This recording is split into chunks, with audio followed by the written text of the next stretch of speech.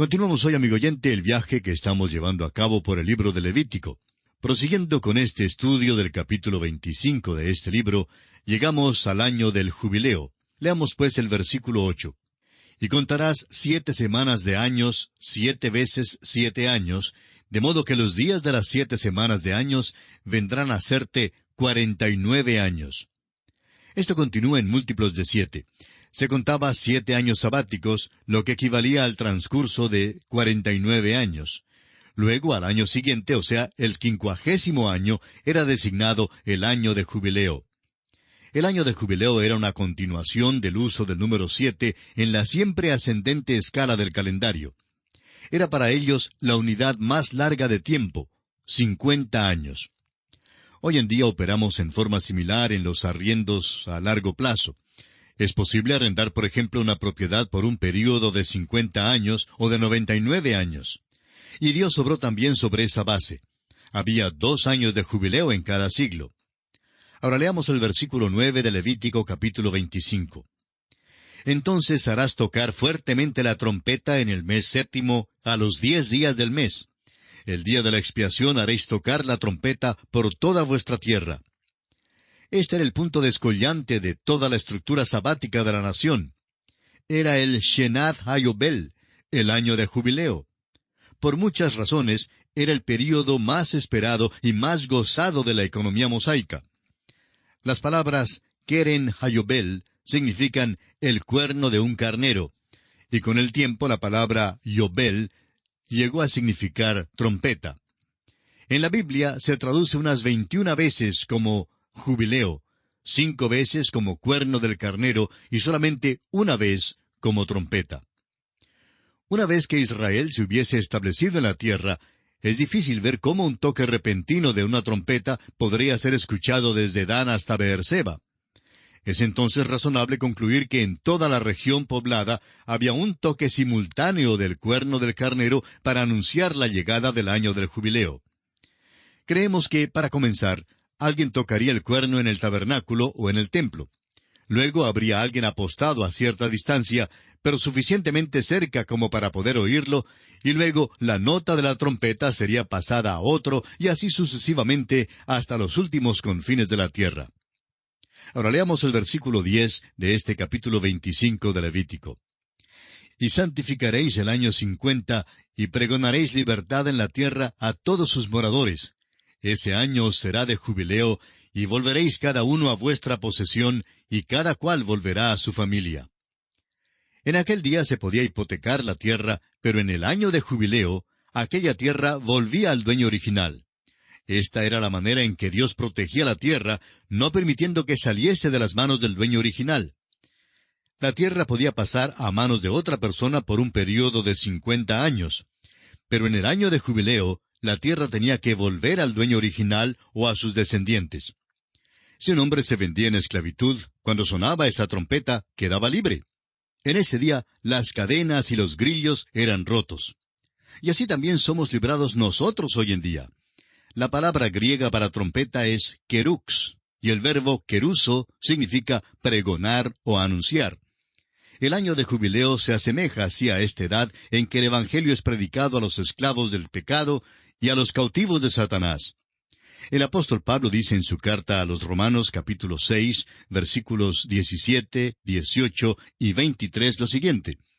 Pero gracias a Dios, que aunque erais esclavos del pecado, habéis obedecido de corazón a aquella forma de doctrina a la cual fuisteis entregados, y libertados del pecado, vinisteis a ser siervos de la justicia. Ahora el versículo 23 dice, porque la paga del pecado es muerte, mas la dádiva de Dios es vida eterna en Cristo Jesús, Señor nuestro. Y también el apóstol Juan en su primera carta, capítulo 5, versículo 19, dice, sabemos que somos de Dios, y el mundo entero está bajo el maligno. Y el Señor Jesucristo mismo dijo en el Evangelio según San Juan, capítulo 8, versículo 32, y conoceréis la verdad, y la verdad os hará libres. Y luego en el versículo 36 dice, así que si el Hijo os libertare, seréis verdaderamente libres. En el año de jubileo, todos quedaban libres. Todas las hipotecas eran canceladas. Cuando usted viene a Jesucristo, amigo oyente, la cuestión del pecado se arregla completamente. Cristo ya pagó la pena. Todo está arreglado y usted es libre, verdaderamente libre. El apóstol Pablo dice en su carta a los Romanos capítulo 6 versículo 22, «Mas ahora que habéis sido libertados del pecado y hechos siervos de Dios, tenéis por vuestro fruto la santificación y como fin la vida eterna». Y en su carta a los Gálatas capítulo 5 versículo 1 dice, «Estad pues firmes en la libertad con que Cristo nos hizo libres, y no estéis otra vez sujetos al yugo de esclavitud». En cuanto a esto, es interesante notar las palabras que habló nuestro Señor Jesucristo en la sinagoga de Nazaret, que se encuentran registradas en el capítulo 4 del Evangelio según San Lucas, versículos 17 al 21, donde leemos, «Y se le dio el libro del profeta Isaías, y habiendo abierto el libro, halló el lugar donde estaba escrito, El Espíritu del Señor está sobre mí, por cuanto me ha ungido para dar buenas nuevas a los pobres. Me ha enviado a sanar a los quebrantados de corazón, a pregonar libertad a los cautivos y vista a los ciegos, a poner en libertad a los oprimidos, a predicar el año agradable del Señor». Y enrollando el libro, lo dio al ministro y se sentó. Y los ojos de todos en la sinagoga estaban fijos en él. Y comenzó a decirles, «Hoy se ha cumplido esta escritura delante de vosotros». Note usted, para dar buenas nuevas a los pobres. Eso significa pregonarlas y proclamarlas. ¿No es este el año de jubileo? ¿No es este el año para sanar a los quebrantados de corazón, para pregonar libertad a los cautivos y para poner en libertad a los oprimidos? Es posible que el cumplimiento final del año de jubileo ocurra durante el reinado milenario de Jesucristo, ya que es un período de tiempo que se relacionará directamente con la nación de Israel. Y quisiéramos estimularle, amigo oyente, a que lea las profecías sobre el milenio que se encuentran en Isaías, capítulos 11, 35 y 40. También en Jeremías, capítulo 23. En Miqueas, capítulo 4. Y en Apocalipsis, capítulo 20. Creemos que es importante que usted se informe de estas profecías, así es que vamos a repetir estos capítulos para que usted los anote con todo cuidado y pueda leerlos. Las profecías sobre el milenio se encuentran en Isaías, capítulos 11, 35 y 40. En Jeremías, capítulo 23. En Miqueas, capítulo 4. Y en Apocalipsis, capítulo 20. Muy bien, volviendo ahora al capítulo 25 de Levítico que estamos estudiando, leamos los versículos 11 y 12. «El año 50 os será jubileo. No sembraréis, ni segaréis lo que naciere de suyo en la tierra, ni vendimiaréis sus viñedos, porque es jubileo. Santo será a vosotros. El producto de la tierra comeréis». El año de jubileo siempre ocurría después de un año sabático, un año en que la tierra permanecía sin cultivar. Dios le prometió a Israel proveer todas sus necesidades en forma providencial, pero tenían que obedecer, y entonces si obedecían, Dios proveería. Llegamos ahora a una sección que comprende los versículos 13 hasta el 24, y que explica que toda la propiedad y todos los bienes debían ser devueltos a su dueño original. Esto prevenía que cualquier individuo o grupo llegase a tomar posesión de grandes extensiones de la tierra, mientras que los demás caían en la pobreza. El año de jubileo, pues, servía para preservar una balanza en Israel. Este era el plan de Dios. Dios retenía su derecho de propiedad sobre la tierra e Israel la ocupaba a perpetuidad. Dios prometió su bendición sobre el pueblo de Israel. Prometió bendecir su tierra en forma especial en el 6º año. No debían sembrar de nuevo sino hasta el 8º año, debiendo comer del añejo de la tierra hasta el 9º año, cuando la tierra produjera de nuevo. Dios lo aclara muy bien en el versículo 23, cuando dice, «La tierra no se venderá a perpetuidad, porque la tierra mía es». Y pasamos ahora a considerar la redención de la propiedad. Leamos los versículos 25 al 28 de Levítico capítulo 25. «Cuando tu hermano empobreciere y vendiere algo de su posesión, entonces su pariente más próximo vendrá y rescatará lo que su hermano hubiere vendido. Y cuando el hombre no tuviere rescatador y consiguiere lo suficiente para el rescate, entonces contará los años desde que vendió y pagará lo que quedare al varón a quien vendió y volverá a su posesión. Mas si no consiguiere lo suficiente para que se la devuelvan, lo que vendió estará en poder del que lo compró hasta el año del jubileo, y al jubileo saldrá y él volverá a su posesión. Transcurría un tiempo bastante largo entre un año de jubileo y otro, es decir, 50 años. Ahora, si un hombre perdía su propiedad un poco después de un año de jubileo, había la posibilidad de que no estuviera vivo para gozarse de ella la próxima vez que viniera un año de jubileo. Por tanto, Dios hizo otra provisión para poder recobrar la tierra. Si había un pariente rico, le era posible redimir la propiedad si estaba dispuesto a hacerlo, y luego la tierra podría ser restaurada a su dueño original. Esto dependía, claro está, de la buena voluntad del pariente. Esta ley del pariente redentor es la que veremos en vigencia en el libro de Ruth.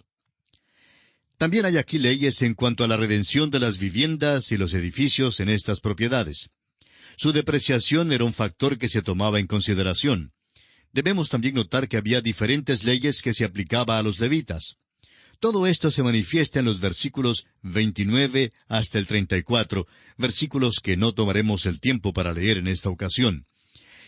Y pasamos ahora a considerar el último aspecto en este capítulo 25 de Levítico, la redención de personas. Leamos los versículos 35 al 37.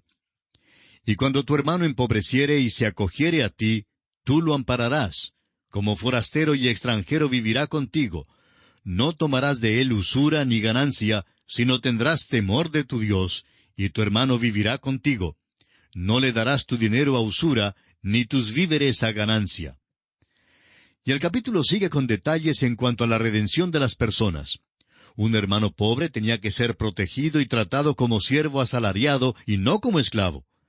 Si una persona hubiera perdido no solamente su propiedad, sino que también tuviera que venderse a sí misma como esclavo, podría obtener los servicios de un pariente redentor si hubiera uno que estuviera dispuesto y capacitado para librarle, para no tener que esperar al año de jubileo.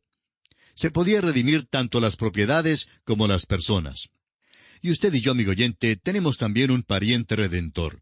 Él es sumamente rico. Sin embargo, por amor de nosotros estuvo dispuesto a hacerse pobre para redimirnos con su preciosa sangre. Ha redimido no solamente nuestras personas, sino que también ya ha pagado el precio de la maldición de esta tierra, la que también será redimida de la maldición que ahora pesa sobre ella, como lo dice el apóstol Pablo en su carta a los Romanos capítulo 8, versículos 21 al 23, donde dice: porque también la creación misma será libertada de la esclavitud de corrupción a la libertad gloriosa de los hijos de Dios.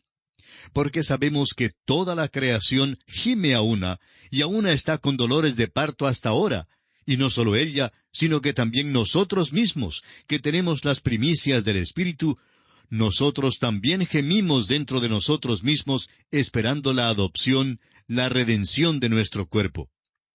Amigo oyente, la ley del pariente redentor señala hacia nuestro Señor Jesucristo, quien es nuestro pariente redentor. Y permítame terminar este capítulo 25 de Levítico, amigo oyente, diciendo que Cristo Jesús es mi pariente redentor. ¿Es Él su pariente redentor? Solo usted, amigo oyente, y Dios conocen la respuesta. Y llegamos ahora al capítulo 26 de Levítico. En este capítulo estudiaremos las condiciones sobre las cuales Israel ocupa y se goza de la tierra prometida. Este es un capítulo maravilloso. Es una historia profética que abarca toda su ocupación de aquella tierra hasta la hora presente y da las condiciones futuras sobre las cuales se ocupará la tierra. Esta sección ocupa una relación peculiar en cuanto al resto del libro de Levítico. No hay grandes lecciones ni cuadros espirituales aquí, sino que tenemos más bien la palabra directa de Jehová a la nación de Israel con respecto a su futuro. Es una sección profética en el sentido de que es historia escrita de antemano. Y es una sección que revela la base sobre la cual Israel entró y ocupó la tierra de Canaán. Este es un capítulo de condiciones. La palabra sí, es decir, la palabra condicional sí, ocurre varias veces y tiene que ver con las condiciones impuestas para la ocupación de la tierra. Tenemos también aquí una larga lista de promesas que Dios les daría y haría por ellos. Dios actuaría y reaccionaría según la respuesta de ellos a las condiciones impuestas. Dios les dio la tierra, pero su ocupación estaba determinada por la respuesta de ellos a las condiciones establecidas por Dios. La obediencia, pues, era la condición básica para obtener la bendición de Dios sobre la tierra. Este capítulo no es solamente un calendario de su historia, sino que sirve también como barómetro para medir sus bendiciones. Su habitación en la tierra, la lluvia y las cosechas copiosas, denotaban el favor de Dios, mientras que su ausencia de la tierra, el hambre y la sequía, denotaban el juicio de Dios por su desobediencia. La Biblia establece que hoy en día usted y yo, amigo oyente, somos bendecidos con toda bendición espiritual en los lugares celestiales en Cristo. Pero permítame decir que hay algunas condiciones relacionadas con esto. Dios nos ama y quiere mandarnos lluvias de bendición grandes, pero nosotros podemos ser indiferentes y apartarnos de su voluntad. Hay entonces algunas condiciones y nosotros debemos obedecerle y seguir su voluntad. Y aquí nos detenemos, amigo oyente, por esta ocasión. Continuaremos Dios mediante en nuestro próximo programa. Contamos, pues, con su siempre valiosa y fiel sintonía. Mientras tanto, le recomendamos leer el capítulo 26 de Levítico, lo que le permitirá estar al tanto de lo que consideraremos en nuestro próximo estudio. Será Dios mediante hasta nuestro próximo programa. Es nuestra oración que el Señor le bendiga abundantemente.